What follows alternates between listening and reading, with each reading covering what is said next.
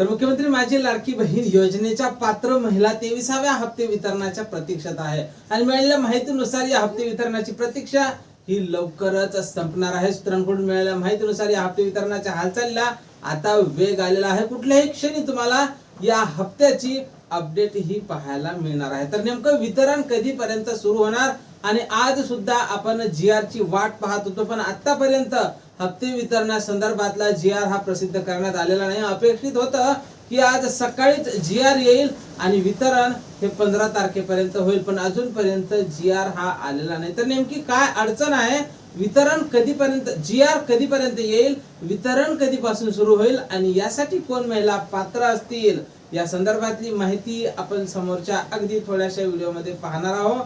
त्यापूर्वी तुम्ही जर नवीन असाल तर नक्कीच आपल्या व्हिडिओला लाईक करून चॅनलला सबस्क्राइब करा। नमस्कार, मी भाऊसाहेब गोडे स्वागत करतो तुमचं लाडकी बहीण योजनेच्या एका नवीन व्हिडिओमध्ये। तर पाहून घ्या लाडक्यानो, आज सोमवार 8 तारीख आहे, 8 जून आहे।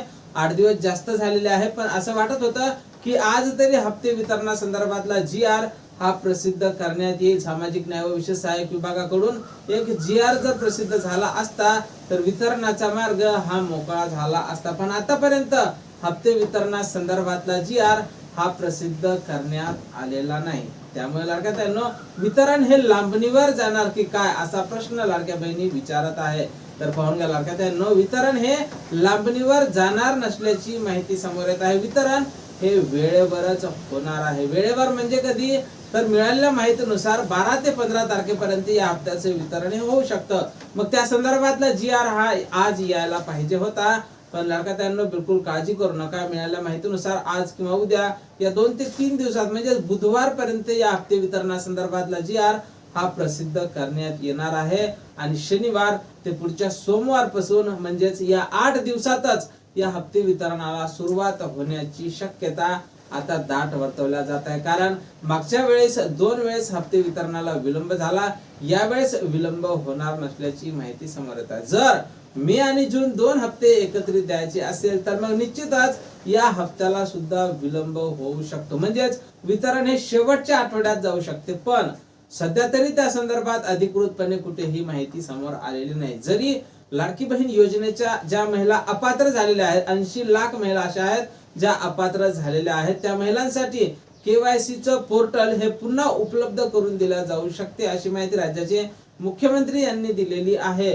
पण तरी सुद्धा अजूनपर्यंत पोर्टल हे उपलब्ध करून देण्यात आलेलं नाही आणि माझ्या मते तरी केवायसी जर सुरू झाली तर निश्चितच तुमच्या हप्ते वितरणाला मग विलंब होणार आहे। केवायसी मागच्या वेळेस सुद्धा केवायसी दुरुस्तीला 30 एप्रिल पर्यंत मुदत देण्यात आली होती, त्यामुळेच हप्त्याला विलंब झाला होता। म्हणजेच ज्या महिला अपात्र झालेल्या होत्या त्या महिलांना सुद्धा लाडकी बहीण योजनेमध्ये सामावून घेण्याची प्रक्रिया ही सुरू होती आणि पुन्हा ज्या महिलांनी केवायसी दुरुस्ती केली असेल अशा महिलांना आता लाभ मिळालेलाच आहे। पण ज्या महिलांना मार्च एप्रिलचा हप्ता आला नसेल, त्या जर पात्र असतील आणि त्यांनी जर लाडकी बहीण योजनेची केवायसी दुरुस्ती केली असेल आणि काही कारणास्तव जर त्यांना हप्ता आलेला नसेल तर निश्चितच अशा महिलांना सुद्धा हप्ता येण्याची दाट शक्यता ही वर्तवल्या जात आहे। तुम्हाला मार्च आणि एप्रिलचा हप्ता मिळाला होता का, नक्कीच कमेंट बॉक्स मध्ये कमेंट करून सांगायचं आहे। कारण ज्या महिलांना मार्च आणि एप्रिलचा हप्ता मिळाला त्या सर्वच महिला आता समोरच्या हप्त्यासाठी पात्र असणार आहे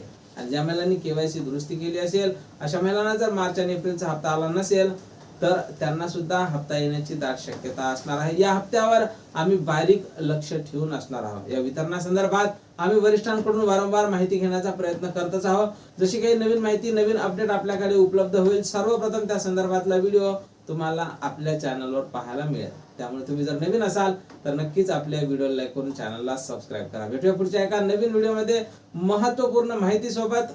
जय महाराष्ट्र।